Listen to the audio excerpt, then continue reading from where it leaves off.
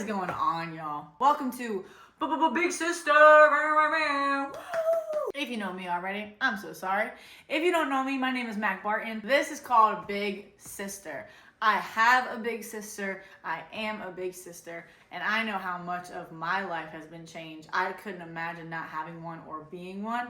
So when people are like, oh no, I don't have any of those things, or I'm not a big sister, I find that very confusing because that was such a big part of my life. I'm the middle kid. Okay, chill. First of all, before you come from middle kids, we are the light of the world, okay? We bring energy, we bring intelligence, we bring a tiny bit of ADHD, but that's neither here nor there. Middle kids are awesome, any hoot and hollering way. I have wanted to do this for a long time, and actually this is the inspiration for the first topic that we're gonna talk about, which is do first, refine later.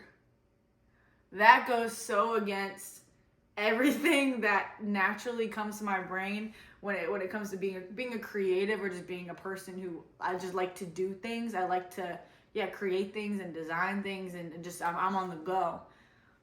The do first, refine later is not automatic for me. I'm very like, if I'm going to do it, I want it to be good, but I need to think through everything. I need to think through every detail, every aspect of everything before I get into it. And I don't think that's wrong for me personally. I think caring and thinking through things and wanting something to be excellent and wanting something to be top notch and like you be proud of it, I don't think there's anything wrong with that. Where this girl has a problem is I need to know how it's going to be received before I put it out there. Or I need to know how a song is going to sound. I need to know every front to back layer and word and just every little puzzle piece of it before I put it out there. It needs to be in its like perfect form before I even attempt it. Which, when you put it that way, hey Mac, when you put it that way, makes absolutely zero sense. And I feel like I'm preaching this to my students all the time. I'm a music teacher, so it's a very vulnerable thing. But I'm preaching that to my students all the time where it's like, no, just do it, and then you can like fix it up as you go. But in my own life, I really struggle with that. The only reason I know that needs to be addressed is because I struggle with that every day. So with making TikToks or Instagram Reels or it's like genuinely boggling to me when people are like, no, I love your content. Or like the things that you put out there changed my life. It's like, oh, wow. Like that's actually crazy because I've been feeding over this, trying to make sure that the notes and rhythms were right and that everything was like up to par in my own standards, but it's not my standards at all. I'm here to have a good time and I'm here to give joy and share my life with people, and people want to see that. They're receiving that joy, and it's kind of putting seeds and infiltrating people's lives. And I'm sure somebody's irritated by it, but the overwhelming majority of people who have at least reached out to me, and like the way that my comment section is, even I see a lot of content creators, their comment sections are nuts. People are going in on them, but mine is so overwhelmingly positive that if I do have a negative comment, I'm like, oh, I forget what it's like. And then whether it's my students or other people, they're going in on them.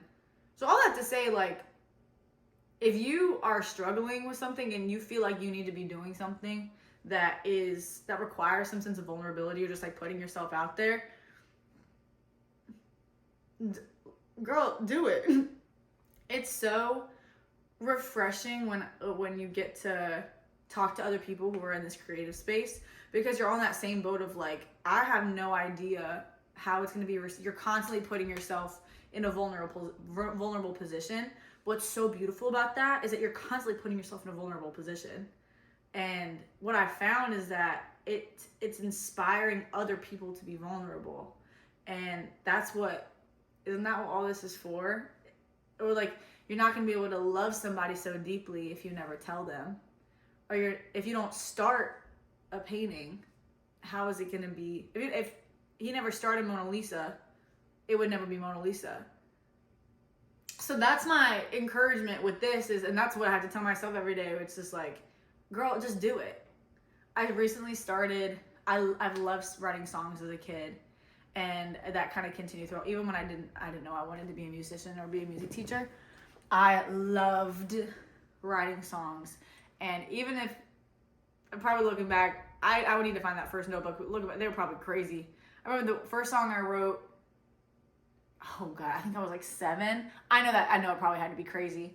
One time I wrote a song, and then I went into Justice the next day, and Drake Bell had just dropped a song, and it was one of the music. You don't remember they played music videos in Justice? You walked into Justice with your sparkly mismatched shirts and like striped Hello Kitty everything. Those like bedazzled unicorns. First of all, whoever is Justice, the CEO of Justice, girl, you had us in a chokehold, babe.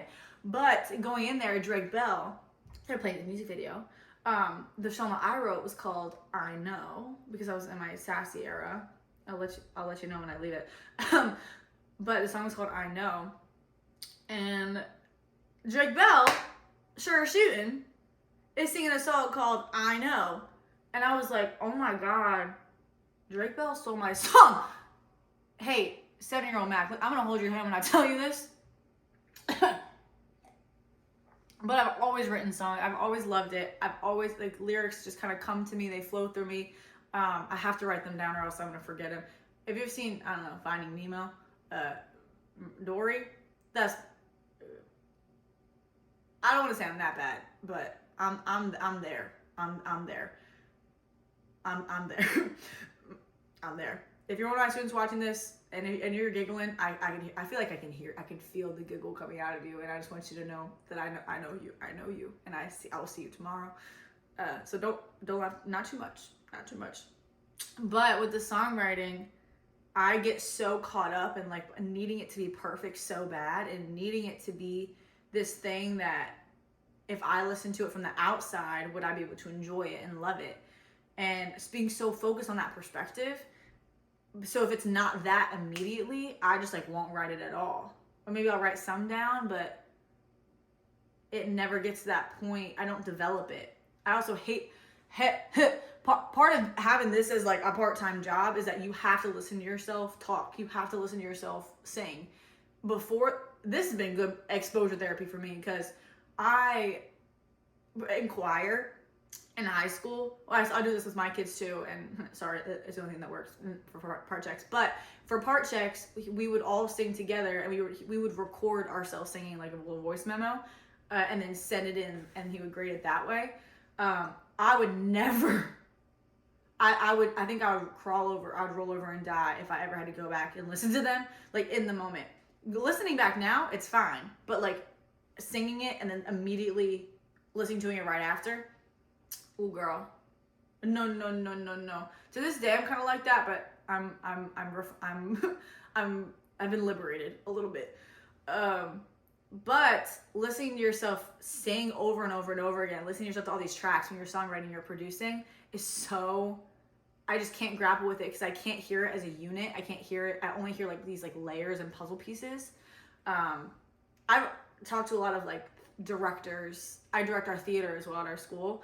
And they can kind of relate to that, where it's like, I feel like I can only see like this costume and this movement and this character and the way that this is going and this is going. It's so hard to see something that you create as like a unit.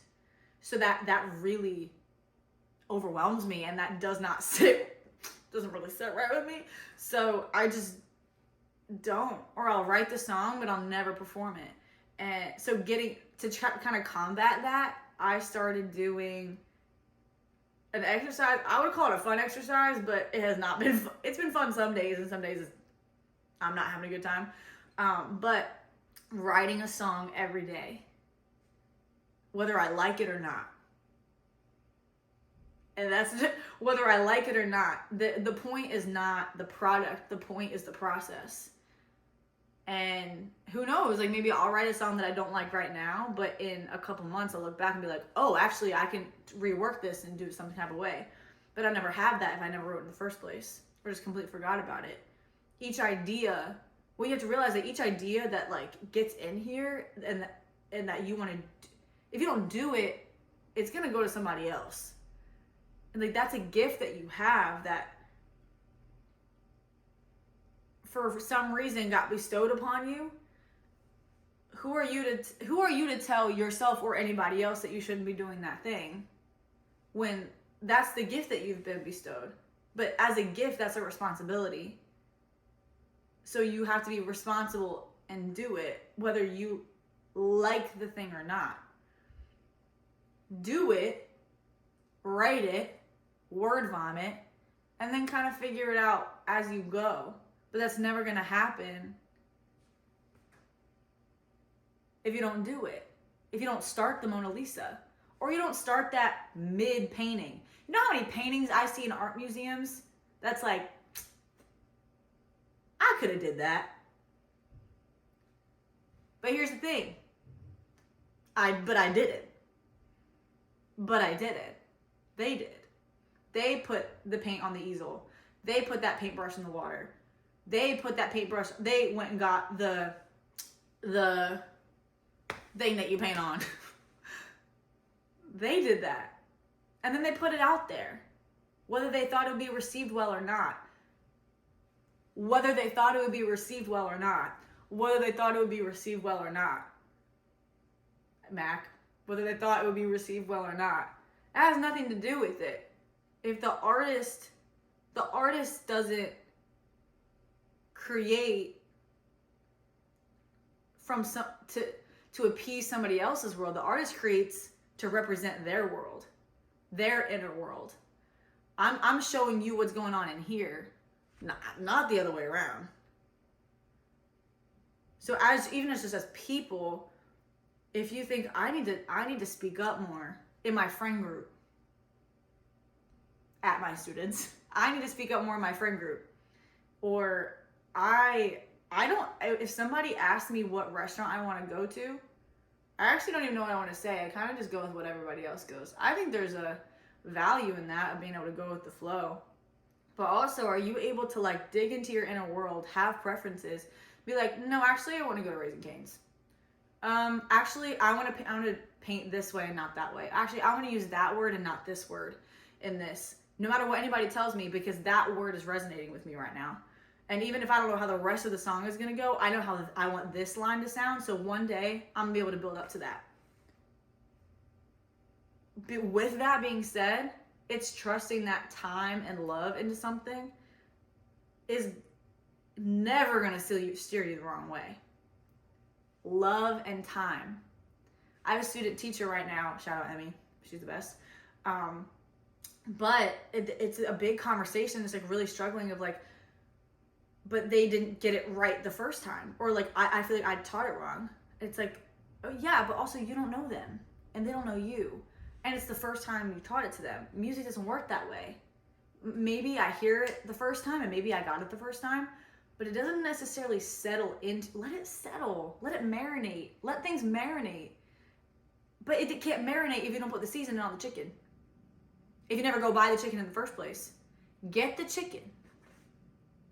Marinate it. The seasoning and the good cooking. Come on now, y'all are following me. The good meal, the meal is never going to happen. That 5-star Michelin meal is never going to happen if you don't go buy the chicken. Come on now. If you don't take that first step to just do it, whether you feel like it or not, whether you know what you want to cook exactly or not, you just know that I want a dish with chicken. Okay, so go get the chicken, and then you'll figure the rest out as you go. Come on. And I think there's a testament to that of people who, I want the recipe, but sometimes, especially in our realm of like being a creative or wanting to try something new, or I've been in this major and now I feel like I need to shift over to this one, but there's a lot of risk involved and people are going to talk and my parents are really going to disagree with me, but I know it's the right thing to do. There's no recipe for that. And how many people have followed whatever recipe they had for their life, their step-by-step plan, their 5-year plan, and then they get there and they're like, actually, I wanted to do that this whole time. And maybe they just get stuck.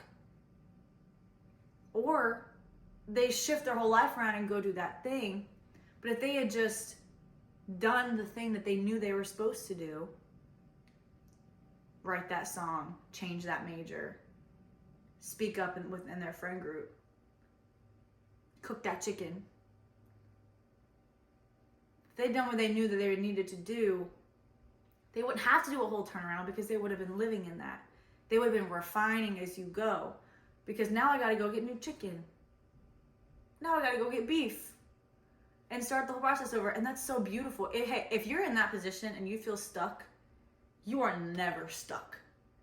If you start a song, you get all the way through it, and you actually go, actually, I want to take this song in a new direction.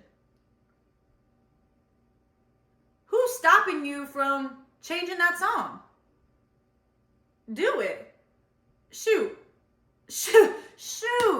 I can think how many songs, really creative things have I had this brilliant idea for? It was going to be written in this way, and then I just let it sit. And weeks later, I'm like, actually, this was super like indie singer-songwriter, but nah, this is going to be like a Man I Need type. This is going to be like an upbeat, we're going to switch it up. We're going to keep the same exact topic, but also I'm going to add a tag, also add this. That would have never happened had I not given it time to let it sit in my person and let just time and life happen. It would have never happened. Love and time. And how cool is that we have that opportunity to change our minds? And I think that's what, at least for me, what if I write a song? What if I produce it? What if I make content? What if I produce it and do it, execute it, and then years later I go back and go, actually, I hate all of that.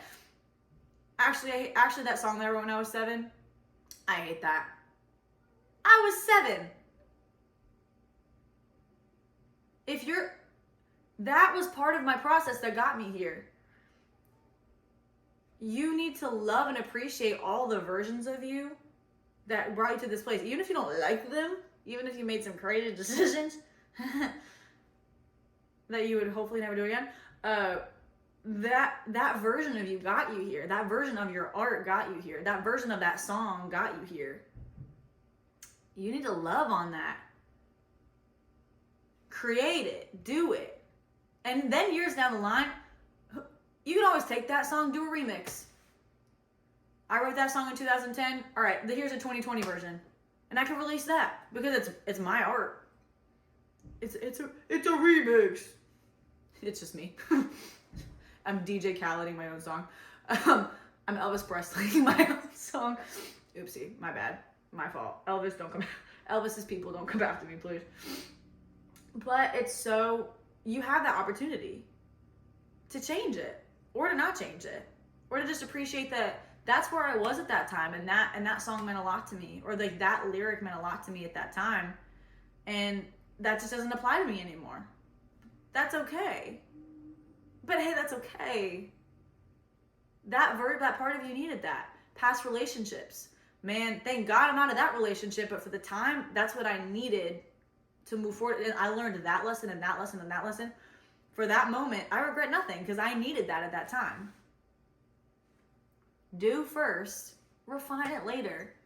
But with that, like I said, there's some like grace that needs to be applied to yourself. I think I found that anytime I feel judgmental towards someone, it's because they're doing something that I want to do.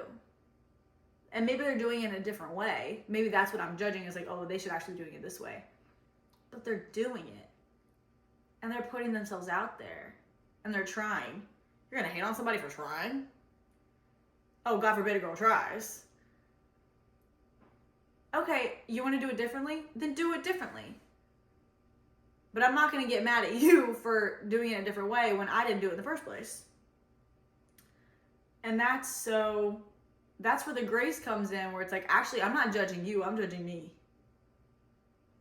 and I'm applying my perspective of perfection and my perspective of how things should be and applying it to you, when in reality it had nothing to do with you, me or you.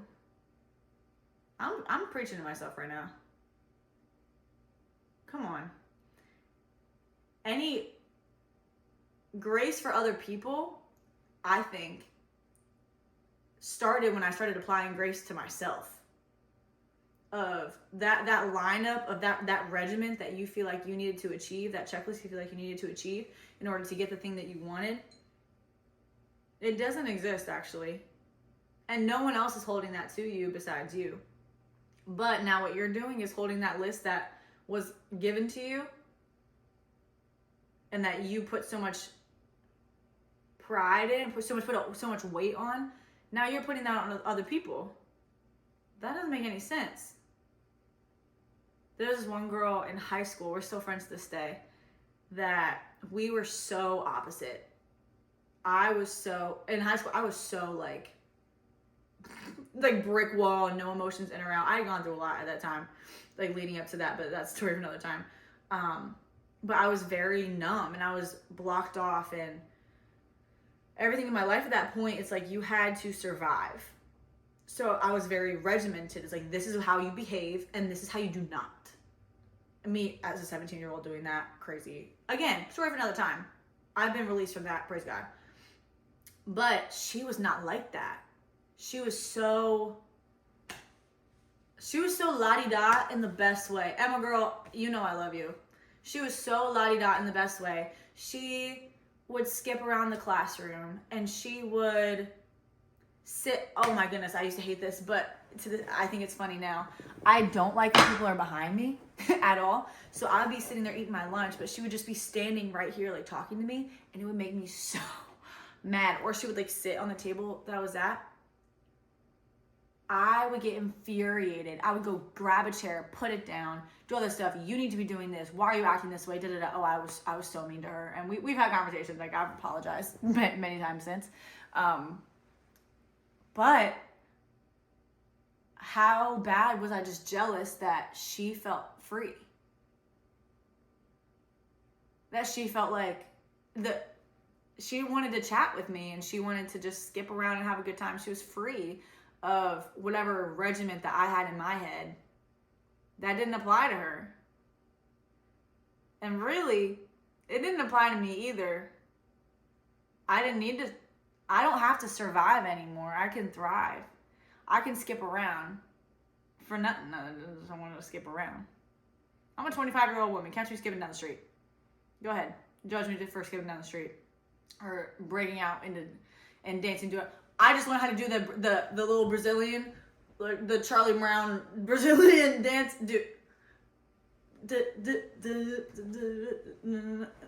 If I was standing up right now, I'd be cooking. Show. But she was having a dandy old time, and I was looking back on it. I was jealous. I was so mad because I was jealous that she was doing it. She was doing things and didn't care about how it was being perceived. And I think it's good to care about, how your relationships with people, and you don't want things to come across like in a crazy way, like wording things carefully I think is really important. Like how you say things is super important. And also, skip around, paint the bad painting, write the bad song. That creative exercise I was doing with the songwriting is all it's shown me is that I'm so much more capable of writing so much more music that I actually do like. And that now that since I've opened that pipeline up, it's just been flowing out of me. Like every 2 seconds, I'll be sitting in church or I'll be sitting at school or hanging out with my friends and something will just come to me. I was like, oh, write that down. But only because I opened up that pipeline for it to just do it. Go get the chicken. Do first. Figure it out later. I think that was one thing that was the biggest release for me for how I spoke about myself, how I thought about myself, how I spoke about others, how I thought about others, is that there's so much grace applied when there are no stakes.